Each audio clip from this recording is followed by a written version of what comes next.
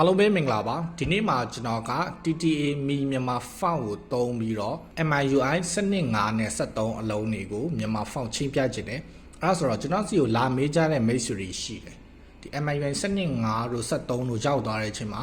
ချင်းတို့မကြတော့ဘူးဆိုပြီးတော့အဲ့ဒါကြောင့်ဒီနေ့မှာကျွန်တော်က12.5အလုံးတွေ73အလုံးတွေကိုဘယ်လိုမျိုးချိန်ပလဲဆိုတဲ့ဗီဒီယိုလေးကိုကျွန်တော်ပြပြချင်ပါတယ်အဲ့ဒါဆိုတော့ကျွန်တော်ကဒီဗီဒီယိုထဲမှာ China version ရော Global version ရောနှစ်မျိုးလုံးကိုချိန်ပြမှာဖြစ်ပါတယ်အဲ့ဒါကြောင့်ဒီဗီဒီယိုလေးကိုအစအနေအဆုံးထိကြည့်ပေးဖို့ပြောချင်ပါတယ်အဲ့ဒါဆိုတော့ကျွန်တော်နဲ့အတူတူ like ချိန်ကြည့်ရအောင်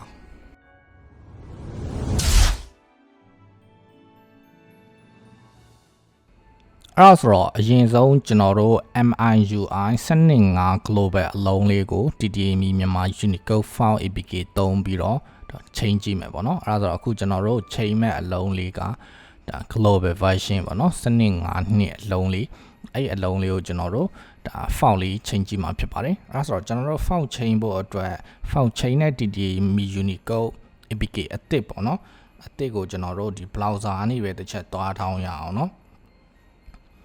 ttastore.com မှာကျွန်တော်တို့သွားထောင်းရအောင်အဲ့ဆိုတော့ဒီလိုမျိုး ttastore.com ရောက်ပြီဆိုရင်ဒီအပေါ်ဆုံးက TTA Unicode APK ပဲပေါ့နော်သူ download link ကနှစ်ခုရှိမယ် download link 1ရယ် Playstore ရယ်ဟိုအောက်ကဟာတော့အဟောင်းပေါ့နော်အဟောင်းတော့မိတ်ဆွေတို့ EU ရောနေပါတင်ထားတဲ့မိတ်ဆွေပဲတုံးလိုက်တော့ပေါ့နော် okay အဲ့ဆိုတော့မိတ်ဆွေတို့ဖုန်းက Playstore ရတယ်ဆိုရင်ဒီ Playstore ခလုတ်လေးကိုနှိပ်ပြီးတော့ Playstore ကနေ download ဆွဲလို့ရပါတယ် TTA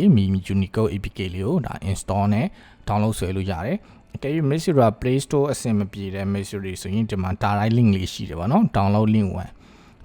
1 direct link လေးကိုနှိပ်ပြီးတော့တစ်ချက် download ရပါတယ်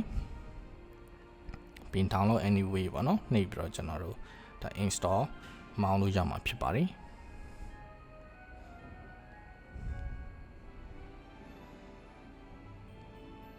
အဲ့ဆိုကျွန်တော်တို့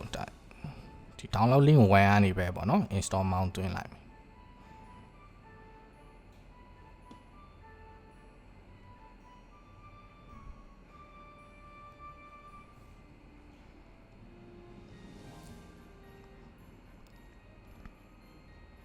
โอเคเนาะအဲ့လိုမျိုး down ပြီးသွားပြီဆိုရင်ကျွန်တော်တို့ဒီ app လေးပေါ့เนาะ TTA မြန်မာ Unicode Font app လေးကိုကျွန်တော်တို့ဖွင့်လိုက်မယ်ဖွင့်ပြီးရင်ခါတိုင်းလိုပဲကျွန်တော်တို့ chain font ပေါ့เนาะ chain font ကိုနှိပ်ပြီးတော့ chain ကြည့်ရအောင်เนาะ chain font ကိုနှိပ်မယ်ကျွန်တော်တို့ဒီ global ပေါ့เนาะ global phone ဖြစ်တဲ့အတွက် global ကိုရွေးပေးမယ်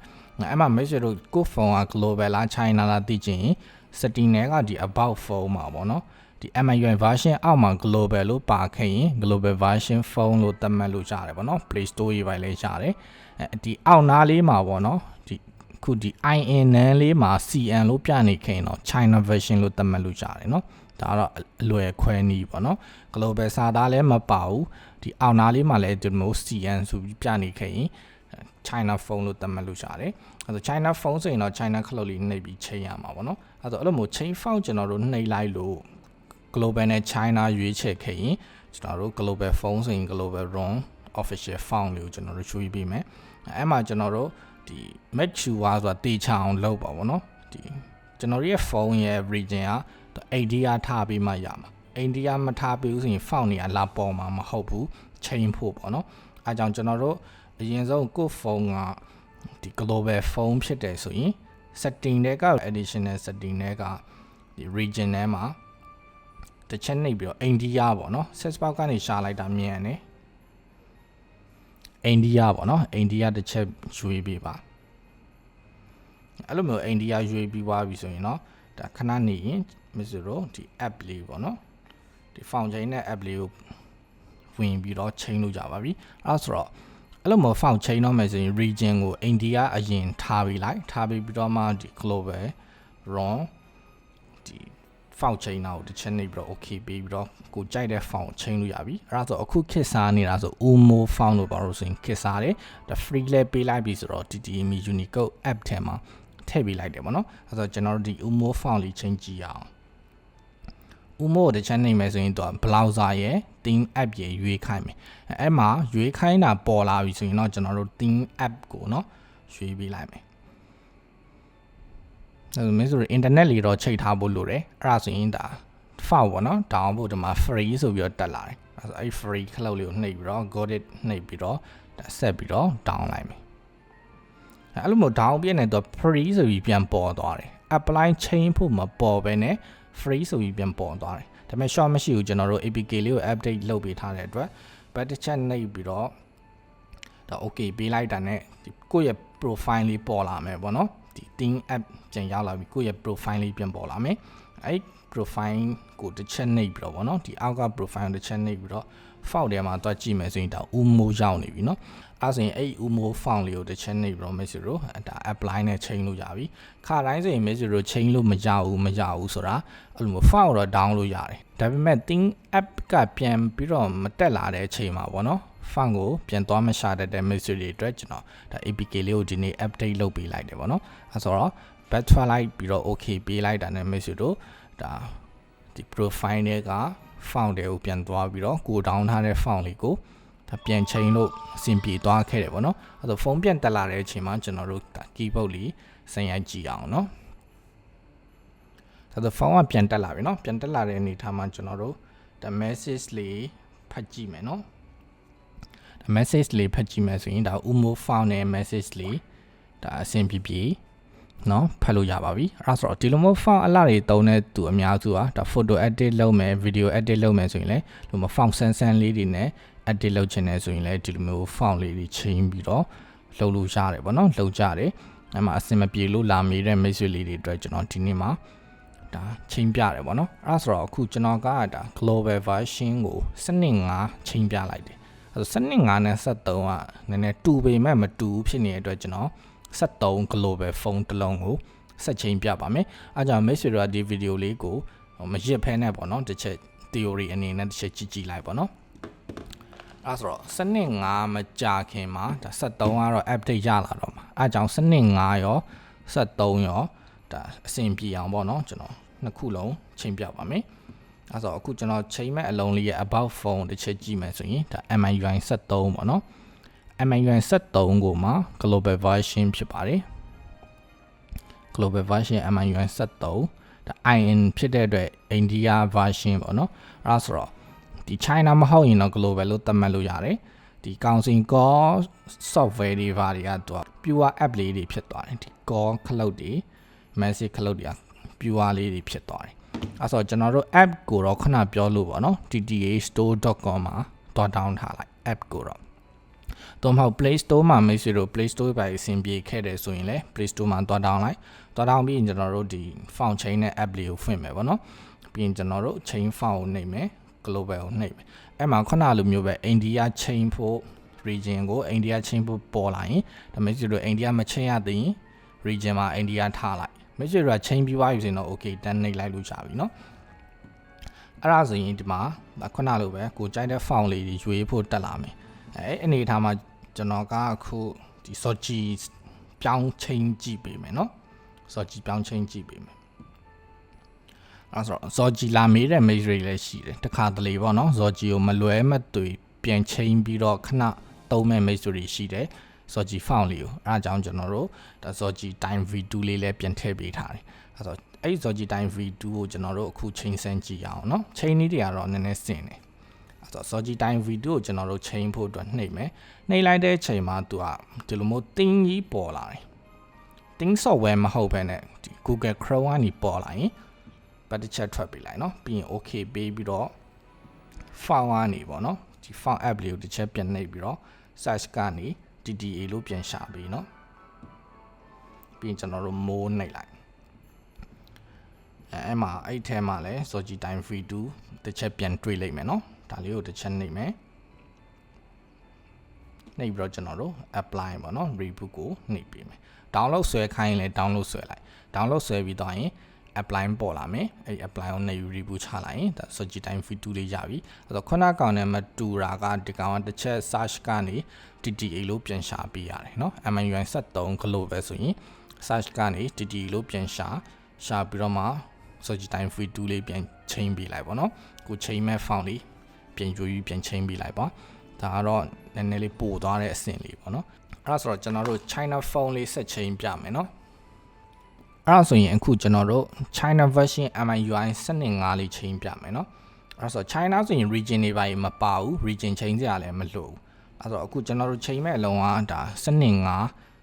5ကိုမှ all SPEC တဲ့တွားကြည့်မယ်ဆိုရင်စနစ်5လို့ပဲရေးထားတယ်ဒီ Myanmar version ပေါ့နော်စနစ်5လို့ရေးထားတယ် global တို့ဘာလို့စာသားမျိုးမပါတဲ့အတွက်ပေါ့နော်ဒီနေရာမှာ global တို့ဘာလို့စာသားမျိုးမပါတဲ့အတွက်global version တော့မဟုတ်ဘူး China version ဖြစ်တယ်ဆိုတော့ China version phone တစ်လုံးကျွန်တော်တို့ဒါအခု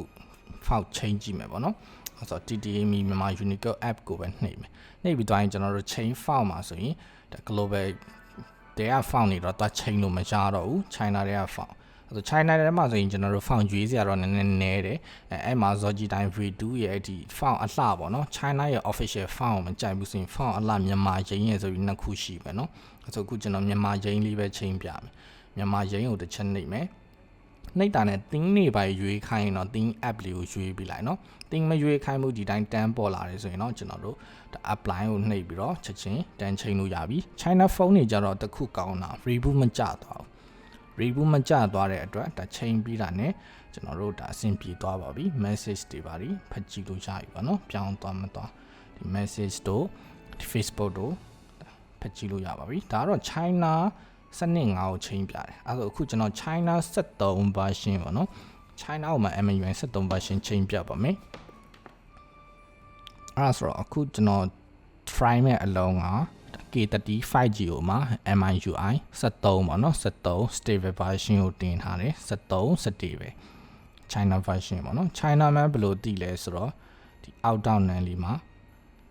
ဒီ MIUI version အောက်နန်းလေးမှာ CN ဆိုပြီးပါတယ်ပေါ့နော်ဒီမှာတစ်ချက်ကြည့်မယ်ဆိုရင်နော် CN ဆိုပြီးတော့ပါတာကိုကျွန်တော်တို့တွေ့ပါမယ်နော်အဲ့ဒါဆိုတော့အဲ့လိုမျိုးဆိုရင်ကျွန်တော်တို့ China လို့သတ်မှတ်ပြီးတော့ချိန်လို့ကြပါတယ်အဲ့ဆိုတော့ဒီထဲမှာ app မရှိသေးဘူးဆိုတော့ကျွန်တော်မြန် down လိုက်အောင်မယ်နော်ဒါမဲ့ဆိုတော့ Playstore ကနေတွင်းရှင်းနေဆိုလဲ Playstore link ကိုနှိပ်ပြီးတော့တွင်းလို့ရတယ်နော်ဒီမှာ Playstore ကနေ install မောင်းပြီးတော့တွင်းလို့ရပါတယ်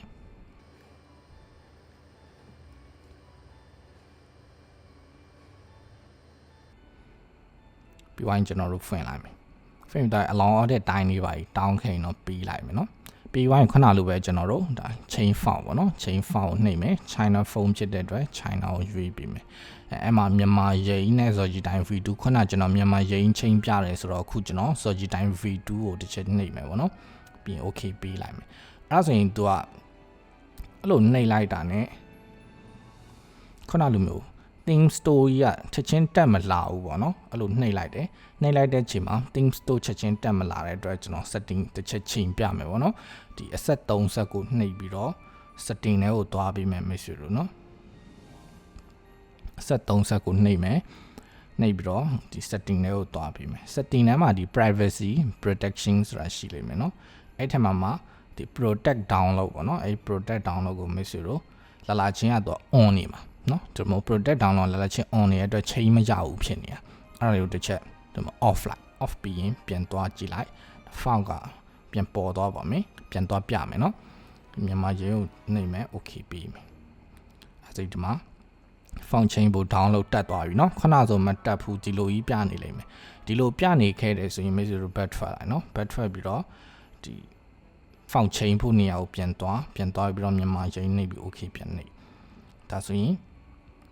ဒီတန်နေပြေးတာခဏစောင့်ပါနော်ဒီတန်နေပြေးတာခဏစောင့်ပြီးဒါ file chain ဖို့ဒီမှာချက်ချင်းတက်လာမယ်ချက်ချင်းမတက်လာဘူးဆိုရင်ခဏလိုမျိုး setting တစ်ချက်ပြီးတော့ပြန်လာလိုက်ပါနော်ပြန်လာလိုက်ရင်လာပြီအဲဒါဆိုရင်ကျွန်တော်တို့ဒီမှာ download ကိုနှိပ်မယ်